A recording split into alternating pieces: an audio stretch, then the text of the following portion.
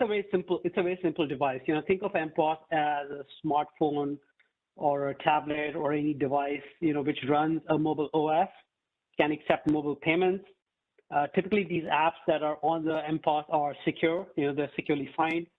And it allows the ability to be able to manage these, both the hardware as well as the firmware and the software on the device. So think of TMS, which is the terminal management system, or think of MDM, which is the device management, mobile device management.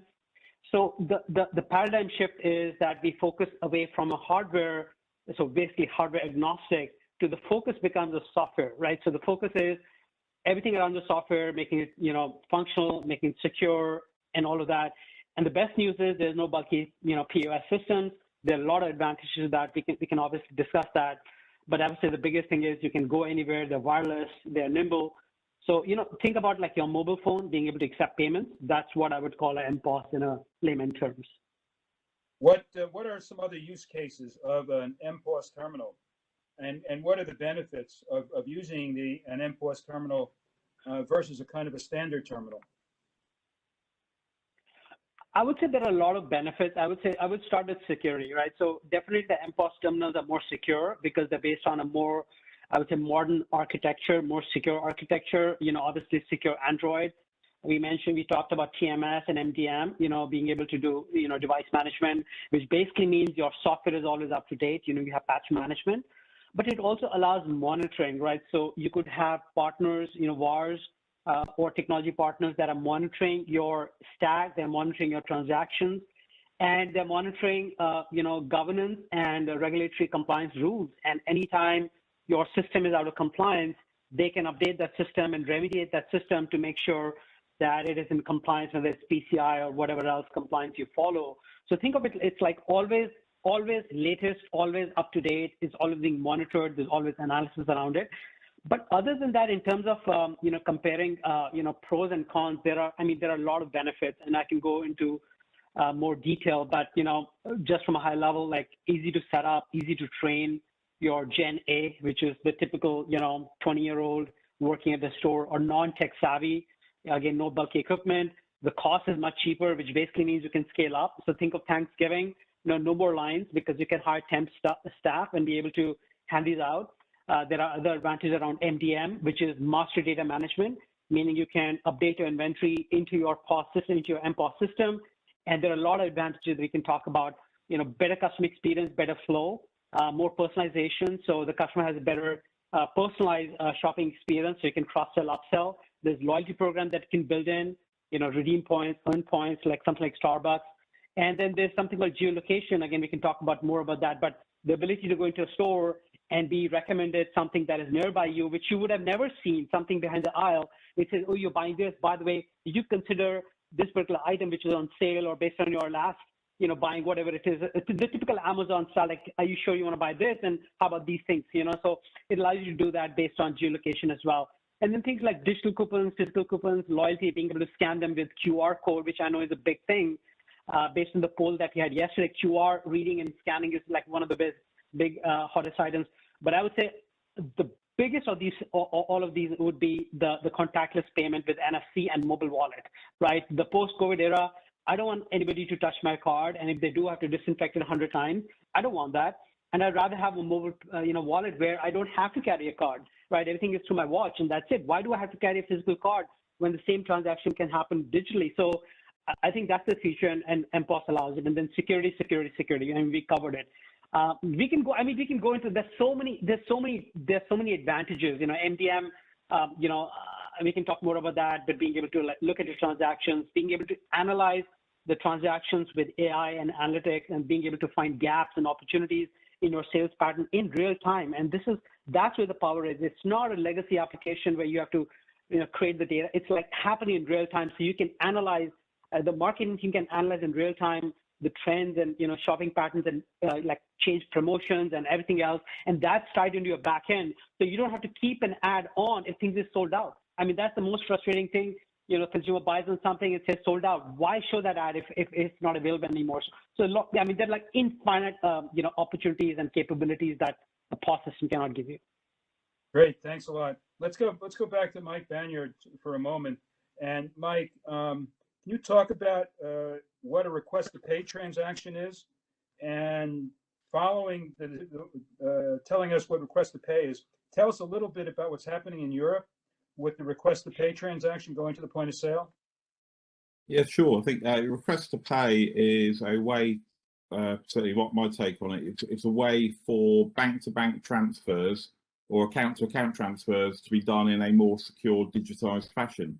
So I think one of the big downsides with traditional push payments, such as faster payments, is that it relies upon the sender of that payment knowing all the account and routing or routing, I guess is the right language to use, routing details of the recipient. That's open to error. It's open to fraud. Yeah, it's very easy to mistype the details and have your money fly off to the wrong person. What request to pay does, it takes that burden away from the payer of the transaction, and it means the recipient of the payment is creating the transaction so they can make sure all the routing information is correct.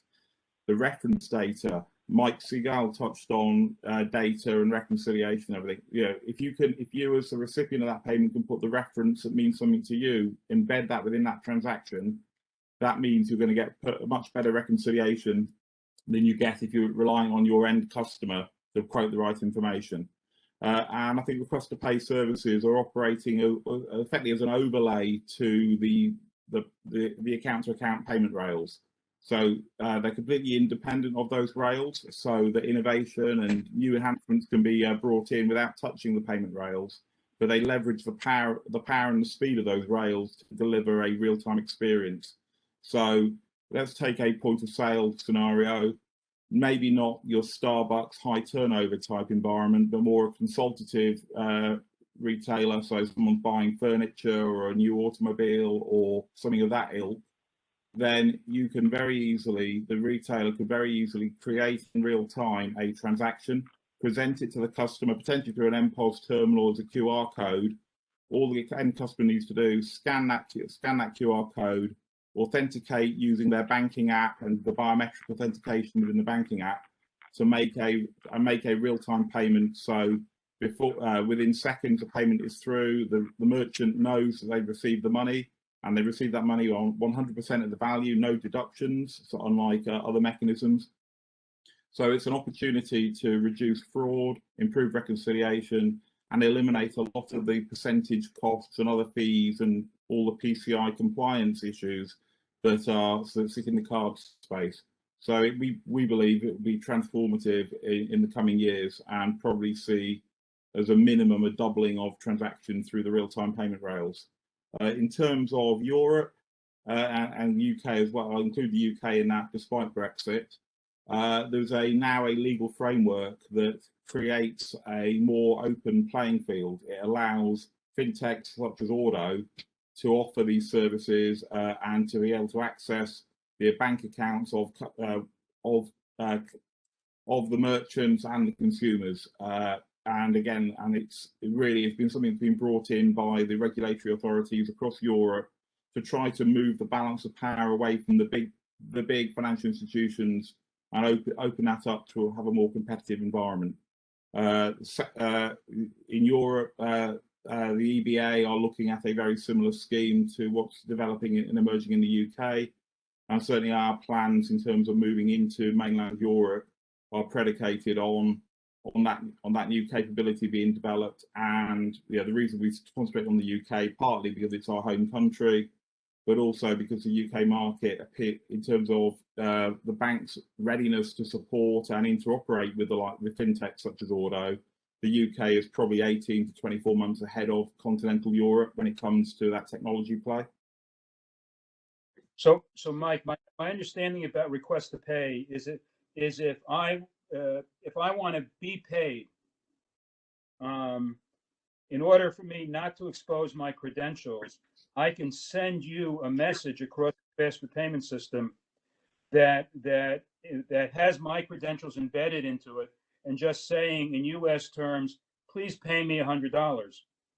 And then the recipient of that then can click on it, not tell me what their credentials are, and then push a button and they'll instantly pay me the $100, and neither side needs to know the other side's credentials. almost right. The one bit that's different is when you're wanting to receive the money, you would do that through a fintech firm like Ordo. You wouldn't do that, and that message goes outside of the faster payment rails. So it uses technology, uses APIs and the open banking technology to deliver that.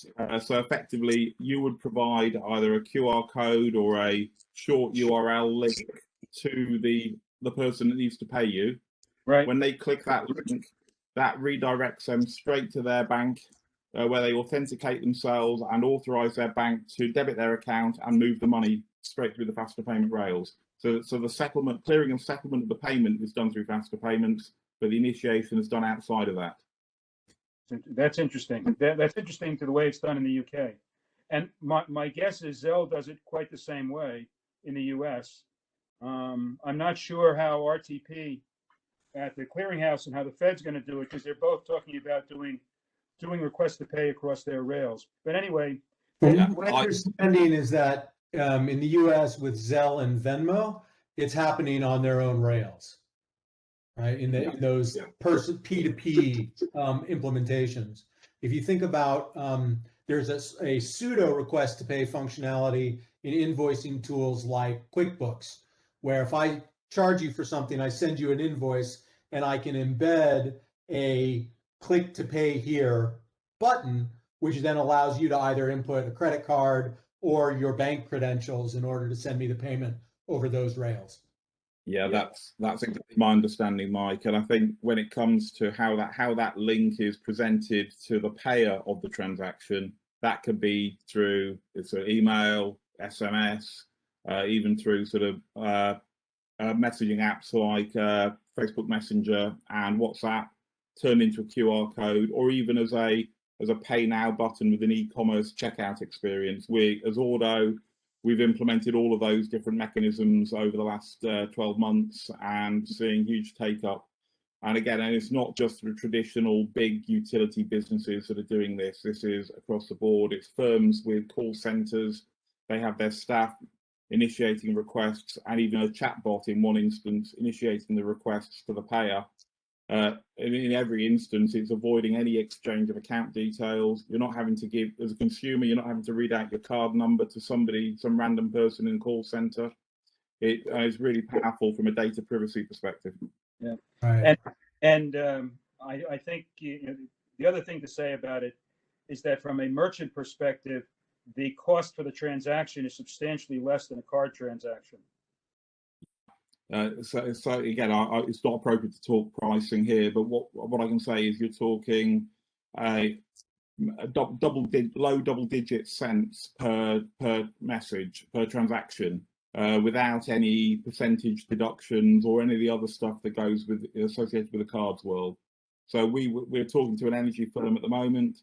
They reckon they can save on customers who are paying monthly, they can save themselves around $20 per customer per year, which doesn't sound like a huge amount of money. Multiply that by 5 million customers, you've got a material cost saving that's really going to impact your bottom line as a business. Yep. So let's switch back to ISO 20022 in kind of the remaining moments, and just talk about where is 20022 implemented today, and how does it support straight-through processing? Not much in that question. So 20022 is live in some form in something like 70 markets globally and is being implemented by somewhere on the order of 200 market infrastructures globally. The drivers at the moment are the impending deadlines from either SWIFT or regulators on one side, or multinationals who want to unify how they deal with payments globally. That said, it's dragging not just the banks in, but financial management vendors and ERP vendors and payment solution vendors. In the US, 20022 underlies the clearinghouse, which happens to be built on MasterCard's VocaLink product and the upcoming FedNow product from the Fed. In terms of straight through processing, think of it as 3 layers. What happens, for the payment networks and banks, what happens between the payors and their banks, and then the full end-to-end system. Inside of the banks or the payment networks, that structured and enhanced data that we talked about is what allows for creating automation in all of the processes. When it comes time to thinking about the corporate payer, basically when they're able to send enriched payment data to the bank and get a confirmation back in ISO 20022, their experience is now straight through processing. That, for example, is one of the benefits that ADP gets by using ISO 20022 to initiate 3.5 million payments twice a week in 140 countries or something like this. Then the third layer is, if you imagine from the payor, there's invoice data that travels with the payment and gets to the payee, and that is used to update the accounts receivable system and the treasury management system. Now you have end-to-end automation straight through processing. That for our audience, I think that's an important point to think about. That you can have essentially AR systems, accounts payable systems, talking to the payment system, which then talks to the accounts receivable system, and you press a button and the payment goes all the way through, and it's posted. It's debited on one side, posted on the other. Your GLs on both sides are posted, and everything happens in real time without any manual intervention. I'll even take that to another layer. Tableau, which is the big data analytics company that's owned by Salesforce, they implemented paying out in ISO 20022 globally, and their payment systems connect to the treasury management systems so that they can keep a near real-time updated view on working capital. Yep, that's certainly some of the benefits.